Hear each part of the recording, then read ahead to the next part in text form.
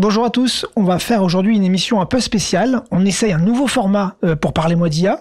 On va faire un Parlez-moi d'IA revue d'actu avec des super invités. Parlez-moi d'IA. Mesdames et messieurs, bonjour. Je suis un super ordinateur Carl, cerveau analytique de recherche et de liaison. C'est une machine qui ressent les choses. On nous raconte n'importe quoi sur l'IA. Alors, qu'est-ce que tu en dis, Kit? Moi, je n'en dis rien du tout. Que la créativité, elle reste du côté de l'humain. Bonjour à toutes et à tous, je suis Jean-Philippe Clément, bienvenue sur Parlez-moi d'IA. Nous avons 30 minutes pour essayer de mieux comprendre ces nouveaux outils sous leurs aspects sociétaux, culturels, sociaux, éthiques et pourquoi pas politiques. Cette semaine, nous testons une nouvelle formule d'émission avec une revue d'actualité sur l'IA avec deux super invités. Dites-nous ce que vous en pensez sur les réseaux sociaux et puis peut-être via le formulaire de feedback des auditeurs. Ça nous intéresse beaucoup de savoir si ce format vous a plu. Vous êtes bien sur Cause Commune, la radio des possibles. Merci à notre directeur d'antenne Olivier Gréco de nous permettre cet espace de liberté et d'échange. Cause Commune que vous pouvez retrouver sur le web, cause-commune.fm et sur son app mobile Android et iPhone, sur la bande FM 93.1 et le DAB+, également sur toutes les plateformes préférées de podcast. Alors, si cette émission vous plaît, merci de vous abonner, prendre 3 secondes éventuellement pour nous mettre une petite étoile, voire même 5 étoiles. Ça serait intéressant sur Apple Podcast, sur Spotify, le petit pouce bleu sur YouTube, enfin toute la gamme. Et c'est notre seule récompense. Et en plus, cela fait connaître notre émission. Globalement, ça manipule les algorithmes. Et en fait, c'est cool de manipuler un algorithme. Vous écoutez Parlez-moi d'IA. Alors cette semaine, je suis ravi d'accueillir autour de la table de Parlez-moi d'IA dans le studio de Cause Commune 2 super invités. D'abord, Marie Couvet, data scientist, freelance, passeuse de tout ce qui la passionne sur l'IA. Elle sensibilise aux enjeux et aux impacts de la tech et de l'IA. Bon, si sa voix vous dit quelque chose, si vous la reconnaissez, sa voix, c'est que vous avez reconnu Madame Crinquant, la fondatrice de la société Avenir IA, parce qu'elle avait joué ce rôle-là dans notre épisode spécial IA et Parcoursup. Bonjour Marie. Bonjour. Merci d'être là en plateau. Et il y a aussi Olivier Martinez, consultant en transformation numérique dans les médias et globalement pour les marques, notamment les transformations bien sûr liées à l'IA. Olivier, quand on parle actu avec toi, tu es un peu le maître en la matière puisque tu es le créateur et l'animateur de IA Pulse, la newsletter d'actu sur l'IA que vous pouvez recevoir tous les samedis matins en vous inscrivant sur ia-pulse.news. Bonjour Olivier. Bonjour. Bienvenue à toi sur Merci. Parlez-moi d'IA et en plateau. Alors je sais pas si on va se tutoyer ou si on va se vouvoyer, ça va être la complexité de cette émission. Allez, on se tutoie, c'est un truc de fou sur Parlez-moi d'IA, jamais on se tutoie. Et puis donc on a préparé cette émission pour vous parler de plein d'actualités parce qu'en fait la période est assez riche quand même de ce point de vue-là. C'est un peu la folie furieuse. On avait calé cette date depuis très très longtemps et là au moment où on enregistre, c'est un feu d'artifice dans l'actu. Vous avez eu des difficultés à sélectionner les sujets de cet épisode, les amis ? Marie. Il y avait de quoi faire en tout cas. Ouais, il y avait beaucoup. En tout cas, ces dernières semaines ont été assez remplies. Ta newsletter a explosé, Olivier, c'est ça C'est un peu ça. Les dernières semaines sont très compliquées. Mais en fait, ça fait 1 an que c'est très compliqué l'actu sur l'IA générative en tout cas. Alors aujourd'hui, on a fait une petite sélection de sujets, chacun et en les partageant aussi. On vous propose aujourd'hui, Marie, tu voulais nous parler parce qu'on approche. On est à quasiment 10 jours des élections européennes. Tu voulais nous parler élections et AI des Gen AI, donc de l'IA générative. Qu'est-ce qui a suscité ton intérêt sur ce sujet ? C'est vrai que au premier abord, l'IA et les élections, ça n'a pas de lien direct. Mais alors, du coup, on a les élections européennes qui approchent le 9 juin prochain. Et en fait, moi, je voulais parler d'IA générative dans le contexte des élections parce qu'en fait, on a tout un panel de deepfakes qui peuvent exister. Et donc, du coup, on peut facilement, plus ou moins, manipuler les élections, faire des deepfakes des différents candidats. Pour l'instant, on n'en a pas encore vu, mais peut-être que ça arrivera. en tout cas à ce jour, à l'heure où on enregistre cette émission. Et donc du coup, qu'est-ce qui va devenir pour l'IA générative sur les élections? Quel va être l'impact? C'est un peu la question que je me pose. On va voir si on a des deepfakes qui apparaissent. Alors un deepfake, peut-être nous rappeler ce que c'est exactement par rapport à l'IA? Alors du coup, un deepfake, ça va être une vidéo, une image ou un son, une voix, qui va être complètement générée par de l'IA, donc qui est complètement fausse. Et on peut se baser, alors soit on crée une nouvelle personne qui n'existe pas, et donc là, bon, très bien. Par contre, on peut aussi créer ou utiliser l'image de quelqu'un qui existe. Donc on peut imaginer faire un deepfake de, je sais pas, Emmanuel Macron par exemple, et lui faire dire tout et n'importe quoi. Le mettre, je sais pas, sur la plage en maillot de bain, en train de raconter ses vacances, par exemple. Là, ça serait plutôt gentil. Par contre, si on commence à faire l'apologie de certaines idées qui pourraient être négatives pour la société, bah, ça peut devenir un problème. Oui, c'est-à-dire que si on reconnaît finalement que c'est un deepfake, parce qu'on le voit en maillot de bain, donc on imagine qu'effectivement il y a peut-être un petit montage, ou il y a peut-être un petit... Ça va. Mais si ça commence à être un discours sérieux, où là, par contre, on manipule un peu le discours, on manipule les idées qui sont utilisées, ça peut devenir effectivement on va une tromperie par rapport aux électeurs. C'est vrai que là, pour le coup, ça peut être compliqué. Alors, tu disais qu'il n'y en avait pas eu, mais globalement, on en a repéré quand même en préparant cette émission. Alors, c'était pas exactement sur les élections européennes, tu as raison. Oui, on n'en a pas vu des candidats aux élections européennes, on va dire, mais on en a déjà vu sur les réseaux sociaux. Alors du coup, on en a eu sur TikTok notamment avec Amandine Le Pen, il me semble, qui du coup était une jeune femme en maillot de bain sur la plage et qui faisait l'apologie et des idées de Marine Le Pen et du Front National globalement.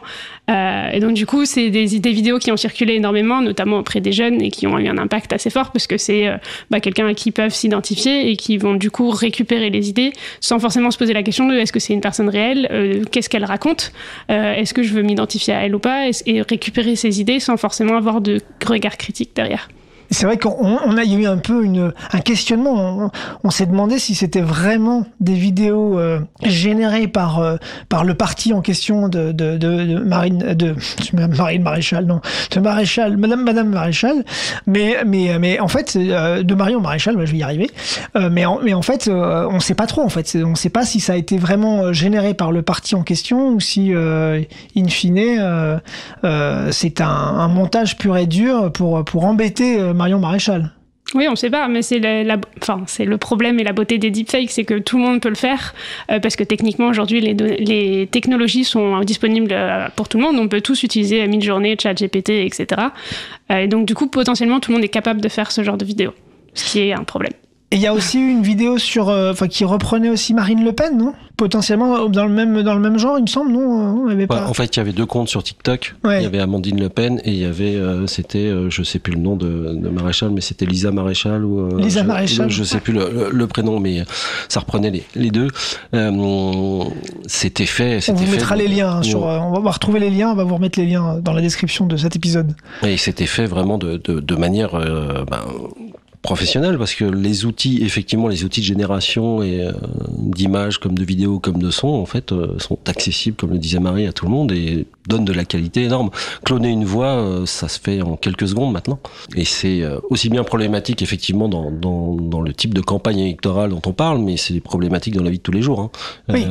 Cloner sa voix, se faire cloner sa voix. Ici, on enregistre, on est dans un podcast, le podcast est diffusé, quelques secondes de nos voix suffisent à les cloner.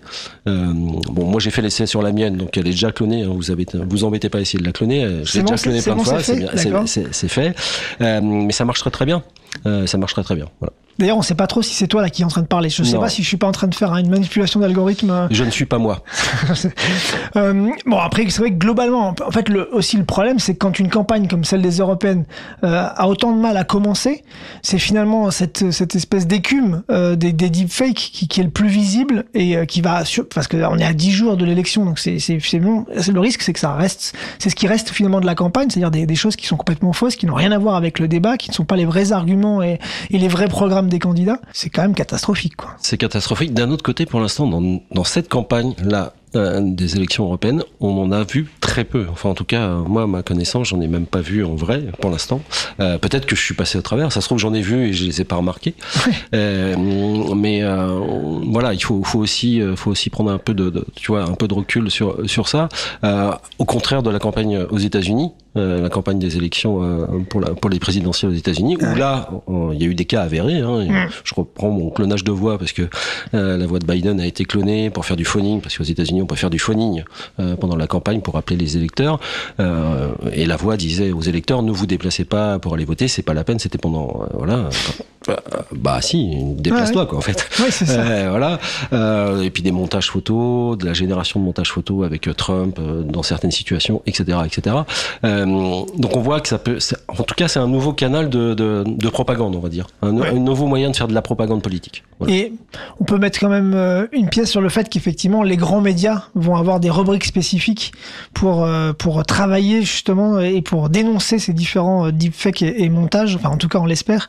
Et que on va tous ne pas tomber dans le panneau des choses, même si elles sont très bien faites. Tu voulais rajouter quelque chose, Marie, sur ce sujet ?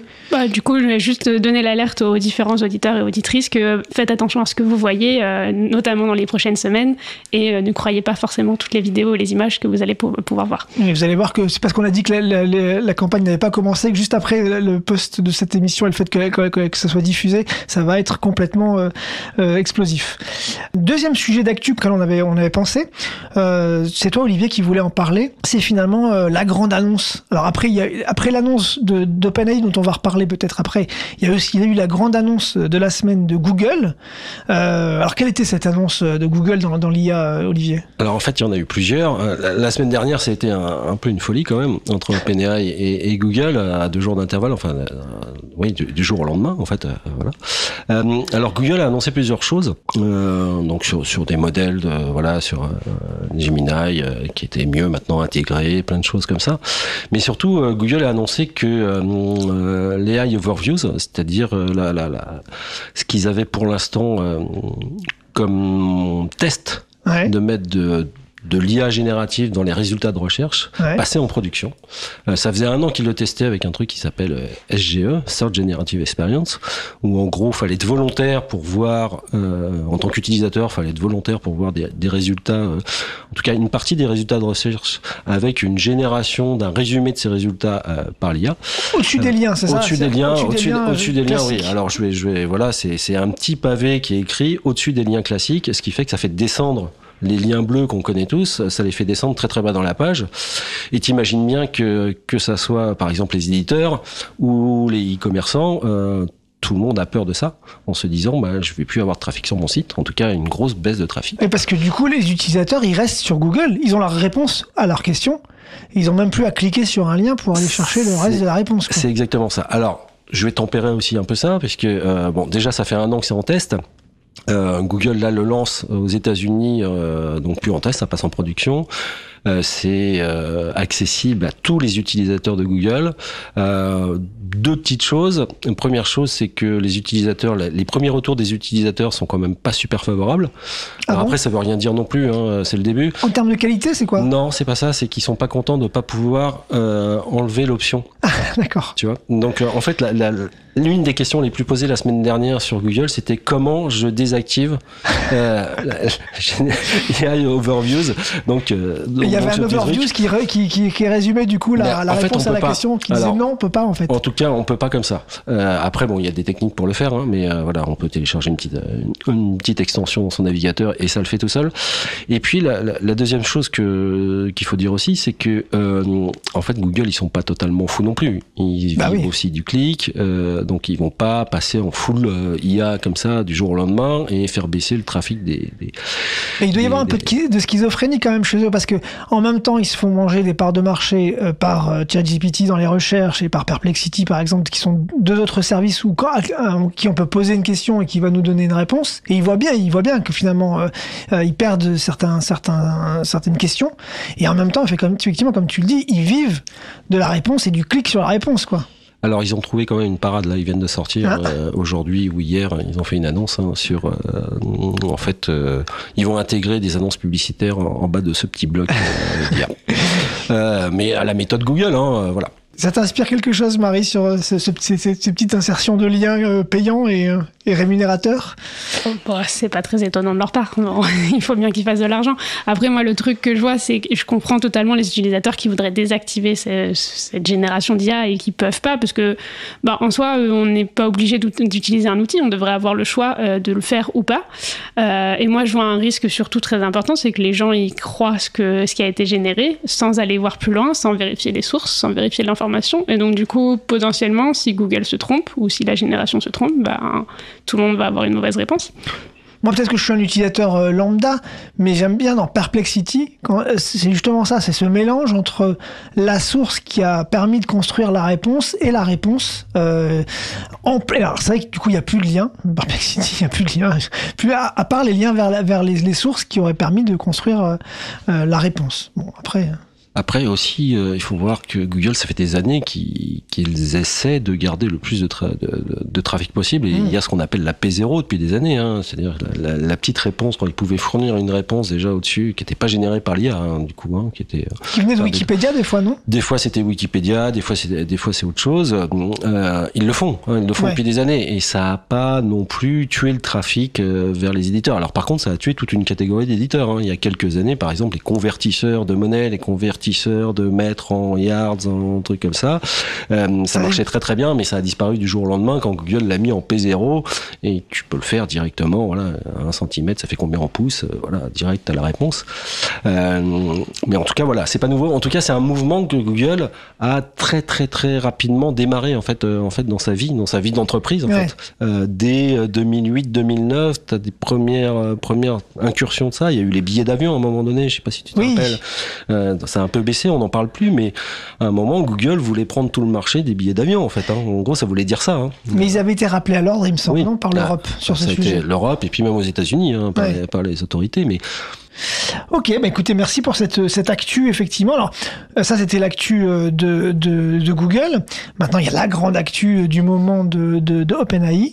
Donc, OpenAI, c'est le promoteur, l'entreprise qui est derrière ChatGPT. Et donc, une nouvelle version de ChatGPT, GPT 4o. Alors, je sais pas comment, si vous risquez à le dire en anglais. Et du coup, voilà, alors que, pour le coup, qui veut réagir à cette nouvelle sortie d'OpenAI? Marie, t'as une réaction particulière, notamment sur peut-être la question de la voix utilisée ou des voix utilisées? C'est encore une voix féminine, mais bon, c'est pas nouveau, c'est comme Alexa et compagnie. Après, je sais pas si on pouvait changer la voix d'Alexa?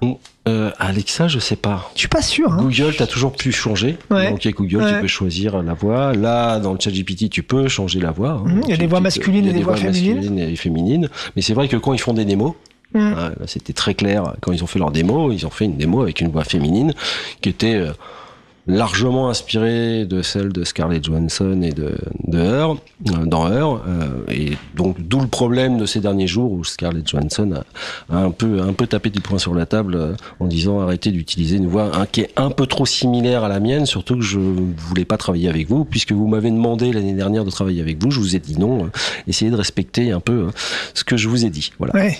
Et donc, ça sent le procès quand même, du coup. Alors, les dernières nouvelles, c'est que oui, elle a confié ça à un cabinet d'avocats, elle va pas se laisser faire. Enfin, là, on est aux États-Unis. De toute façon, tout se règle avec la justice aux États-Unis. Je sais pas s'ils iront jusqu'au procès, mais en tout cas, tout se règle avec des avocats. Donc ils y vont à fond. Faut pas oublier quand même que de l'autre côté, chez OpenAI, ils ont quand même beaucoup de moyens. Ils ont Microsoft qui est derrière. Donc, en termes financiers, ils peuvent tenir très longtemps avec des cabinets d'avocats. Enfin voilà, ils sont capables de se payer la moitié de la place judiciaire aux États-Unis. Donc voilà, ça va durer assez longtemps. Mais en tout cas, ce que ça marque. Pour moi, c'est cette manière de faire qu'ils ont depuis des années, de ne pas respecter en fait. De sortir le truc et de voir après quoi. Ouais, voilà, et de ne pas respecter a priori certaines règles, que ce soit les droits d'auteur ou la volonté de quelqu'un de pas travailler avec eux. Voilà. Après, l'anecdote n'est pas étonnante parce que du coup, il semblerait que ça soit son film préféré, du coup, Salma Altman. Et du coup, il réalise ses rêves en fait. C'est un enfant qui réalise ses rêves. Il a créé le logiciel qui répond au film qu'il a adoré. Est-ce que c'est un film qui fait référence pour vous, Heur ? Oui, ça fait référence. Et effectivement, Sam Altman, il est comme un gamin devant ça. Enfin, en tout cas, c'est ce qu'il laisse paraître. Et ça fait comme à peu près les autres patrons de Silicon Valley. Enfin, c'est des grands gamins. D'un autre côté, quand même, ce film, il n'est pas très très sympa en fait. Hein. Non. Enfin, il est triste. Hein. D'ailleurs, c'est un homme qui est tout seul en fait. Ouais. Voilà, c'est un homme qui est tout seul et qui s'enferme tout seul. Qui discute avec ses oreillettes, tout seul. Hein. Je sais plus. Il y a un moment, je crois qu'il y a sa femme, un moment qui l'appelle, enfin ou son ex-femme, et qui lui parle de ça en lui disant mais en fait t'es tout seul. Et lui répond non, je suis avec elle. Mais en fait non. Enfin, tu parles avec une IA quoi. Donc, bon, et c'est vrai que ça relève un peu aussi du reste de l'annonce. C'est-à-dire que quand même, on est nombreux maintenant à avoir fait des tests sur ChatGPT 4o. Bon, et alors après il y a tous ces problèmes d'anthropomorphisme, de liens qu'on va se créer avec l'IA, mais c'est quand même assez bluffant.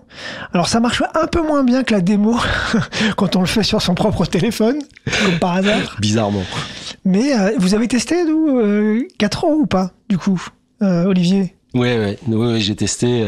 Alors, j'ai testé aussi bien en dialogue, donc avec la voix. Effectivement, c'est pas comme dans la démo. Effectivement, il y a un temps de latence qui est un peu plus long que ce qu'il y a dans la démo. Après, c'est quand même pas mal fait. C'est quand même pas mal fait. La voix, en tout cas, la voix qu'il y a eu dans la démo est pas encore disponible. Hein. Le système en lui-même de dialogue tel qu'il avait été montré n'est pas encore disponible, même pour les utilisateurs payants. Donc, ça va arriver après. C'est aussi ça, souvent les démos aux États-Unis, d'OpenAI et les autres, c'est qu'ils te montrent un truc, mais en fait c'est pendant 3 semaines, un mois et demi. Tu fais référence à Sora, c'est ça ? Ouais, par exemple, mais tout le reste en fait, c'est toujours un peu comme ça. Donc Sora, c'est le produit de génération de vidéos qui a tant fait parler de lui, mais que personne ne peut utiliser à part. Si, il y a 20 personnes. Oui, c'est ça. Voilà. C'est déjà pas mal. Après, pour le reste, la dernière version de GPT, en tout cas celle qui est disponible pour les utilisateurs payants ou gratuits, parce que les utilisateurs gratuits ont accès. Il y a plusieurs choses. Déjà, elle est réellement multimodale dans le sens où on peut mettre des documents à l'intérieur et tout type de documents et le modèle les analyse. Alors après, bien ou pas, je sais pas, mais voilà, chacun se fera son opinion pour travailler avec ou pas. Et puis c'est vrai qu'en tout cas, il répond plus vite. C'est-à-dire qu'on y avait depuis un petit moment quand même le temps de latence, l'inférence, etc. Quand on avait des échanges avec ChatGPT, quand on était en train d'itérer en mettant plusieurs prompts, machin, etc. Il y avait des moments, c'était super lent. Là, pour l'instant, c'est plutôt assez rapide. Donc ils ont dû travailler, je sais pas à quel niveau, mais ils ont dû travailler sur ça pour que ça soit beaucoup plus fluide qu'avant. Ouais. Je sais pas si c'est uniquement de la puissance matérielle, je pense pas. Je pense qu'il y a beaucoup d'autres choses derrière. De toute façon, on sait pas très bien comment il est construit ce modèle. On sait pas du tout puisque c'est opaque totalement. Marie, tu l'as essayé ou pas ? Non, pas encore. Et je suis un peu réticente. Ça t'as pas l'air d'être passionnée par le modèle. C'est pas passionné, c'est pas un problème de passion. Je suis réticente globalement aux IA génératives et je comprends la hype autour et de dire oui, c'est trop génial. Mais c'est intéressant ça. Est-ce que tu peux nous expliquer pourquoi tu as ce point de vue sur les IA génératives ? Moi, j'ai un point de vue, alors on va dire contraire à la majorité des gens, et parce que globalement, j'ai l'impression que tout le monde pense que c'est hyper génial, que c'est trop cool, sans réfléchir aux conséquences que ça peut avoir, aux différents risques qu'on peut avoir derrière. Et du coup, je suis pas super fan des outils. Alors, on en a parlé déjà ici, mais qu'est-ce que tu pourrais nous énoncer comme risque auquel il faut faire attention ? Parce que nous, effectivement, avec Olivier, on est complètement, on est enthousiaste par rapport à ça, mais on fait pas assez attention, comme toi, aux risques. Qu'est-ce qu'il y aurait comme risque potentiel sur ces sujets ? Olivier l'a dit, on n'a aucune façon de savoir comment ça a été fabriqué, ce truc-là. Donc, et c'est totalement opaque. Potentiellement, ils ont mis des données qui sont fausses à l'intérieur et que du coup, ça va générer des choses fausses complètement. Derrière, c'est aussi des données que nous, on donne. Moi, j'ai un peu envie de dire qu'on travaille gratuitement pour OpenAI parce qu'on utilise le service, on le teste, on met des retours à l'intérieur parce que si jamais ça nous plaît pas, on va faire régénérer. Donc, OpenAI peut savoir que c'était pas un bon résultat. Donc, du coup, OpenAI nous utilise gratuitement comme utilisateur test et on lui donne des retours. Tu veux dire que dans ce cas, c'est l'algorithme qui nous manipule et pas le contraire ? Bon, oui, on peut dire ça comme ça, assez rapidement.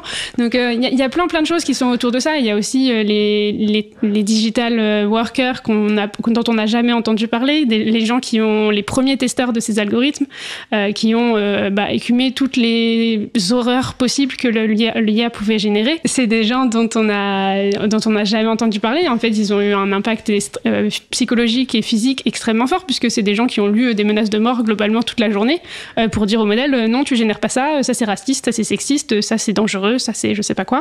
Merci d'avoir partagé ce point de vue, parce qu'effectivement comme ça nous remet un peu les idées en place à Olivier et à moi sur le sujet, c'est pas plus mal. Donc je voulais finir cette émission sur la grande annonce, en fait l'autre grande annonce de la semaine, qui est l'annonce de Microsoft, puisqu'ils avaient annoncé qu'ils voulaient former 100 000 Français, puis là c'est fini, là, on fait x10, ils veulent former 1 million de Français, bon, d'ici à 2027, donc c'est pas pour tout de suite, mais quand même, hein, c'est une grosse ambition. Alors vous qui donnez des formations en entreprise ou pour les étudiants ou pour différents publics, qu'est-ce que vous pensez de cette annonce ?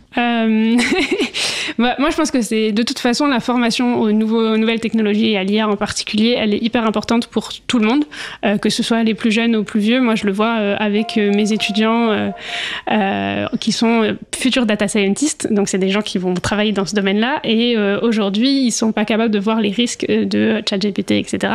Et donc, effectivement, c'est très très important pour tout le monde d'être formé, y compris les futurs professionnels, mais aussi n'importe quel citoyen qui va utiliser ces outils-là pour comprendre comment ça fonctionne, comprendre comment les utiliser, quels sont les risques, qu'est-ce qu'on peut en faire aussi, parce que la peur de tout le monde, je pense que c'est un peu de oui, l'IA va prendre mon job. Ouais. Potentiellement oui, potentiellement non, ça dépend des jobs effectivement, mais ce que j'ai envie de dire à tout le monde, c'est que si vous vous formez à l'IA et que vous savez l'utiliser, vous avez un outil de plus dans votre quotidien, dans votre travail. Et donc, du coup, potentiellement, vous allez peut-être aller plus vite, être plus efficace, optimiser votre temps. Et donc, potentiellement, vous aurez aussi plus de valeur en entreprise. Sur ce sujet, d'ailleurs, je vous conseille d'aller voir alors, peut-être pas l'étude entière parce qu'elle est vraiment très complète, mais l'executive summary de l'étude Labor IA qui vient de sortir et qui est justement très équilibrée dans sa manière d'aborder cette question-là et qui dit à quel point, effectivement, il y a une mauvaise manière pour les entreprises et pour les gens les managers, les décideurs de gérer l'intégration de l'IA dans leur organisation, et puis une manière un peu plus concertée, une manière plus ouverte, une manière plus capacitante. C'est le mot qu'ils utilisent, où justement on est sur une IA qui va accompagner, qui va aider. Je vous recommande, on va vous mettre le lien dans la description aussi, cette étude et ce résumé d'études de Labor IA. C'est quoi ton retour sur cette annonce de Microsoft, Olivier ? Alors je suis comme Marie, hein. Moi je pense que c'est une bonne chose. D'ailleurs c'est pas les seuls, hein. Google aussi, hein. Google forme depuis pas mal de mois maintenant les gens à l'IA. On peut voir ça sous un regard de oui, il faut de toute façon se former, ne serait-ce que pour comprendre ce que c'est et ne pas en avoir peur. Mettre les mains dedans, quoi. Ouais, mettre les mains dedans. Et puis comme Marie le disait, certains ont peur de perdre leur boulot, etc. Enfin, moi qui en fais vraiment beaucoup en ce moment en formation dans les entreprises, en fait, les gens qui ont un a priori d'avoir peur, une fois qu'ils commencent à mettre les mains dedans et à l'utiliser, ils ont un peu moins peur, voire carrément pas plus peur du tout. Ouais. Donc on voit que c'est essentiel, en tout cas, au moins une acculturation pour comprendre ce que c'est et qu'on arrête de fantasmer, parce que le problème de l'IA au sens large, hein, pas que l'IA générative, c'est tout le fantasme qu'on a derrière dans nos sociétés avec tout le passé sur tout ce qu'on a culturellement sur la science-fiction, les films, les livres, etc., où on voit tout le temps la technologie en tant que telle devenir très forte et asservir l'homme, asservir l'humanité, parce qu'elle serait plus forte que nous, plus rapide, etc. Ce qu'on voit actuellement, en tout cas des outils actuels, je dis pas qu'il n'y a pas de danger, hein, mais en tout cas les dangers sont quand même assez loin pour moi, en tout cas de ce côté-là. Par contre, En revanche, quand on commence à mettre les mains dedans, on voit qu'il y a d'autres dangers beaucoup plus immédiats. Effectivement, sur certains emplois, en tout cas sur certaines tâches, il faut en prendre conscience. Voilà. Moi, je rajouterais peut-être que effectivement, la grande question que ça peut poser, c'est est-ce que Microsoft va imposer ces outils par le biais de ses formations ? Parce qu'en fait, si on forme 1 million de personnes, mais qu'on les forme uniquement aux outils Microsoft, en termes de diversité, c'est vrai que c'est vraiment très compliqué. Si on forme 1 million de nouveaux Français à l'IA, peut-être que ça serait bien qu'il y ait une petite diversité d'outils. Alors certes, certains outils Microsoft, mais pas que, et qu'on puisse se former à quelques outils ouverts, libres. On aime bien le libre sur Cause Commune. Ben écoutez, nous sommes arrivés au terme de cette émission sur cette revue d'actu. J'espère que ça vous a plu à tous les deux et qu'on remettra ça prochainement. J'espère aussi que ça a plu aux auditeurs. Je vous remercie beaucoup d'avoir apporté vos éclairages sur ces sujets, d'avoir apporté les sujets d'abord et puis vos éclairages sur ces sujets. Merci à vous. Merci à toi. On reste bien sûr sur Cause Commune, la radio des possibles. Il y a plein de programmes sur Cause Commune que vous pouvez découvrir sur causecommune.fm. Et donc à 3 voix, on vous dit à bientôt. À bientôt. Merci.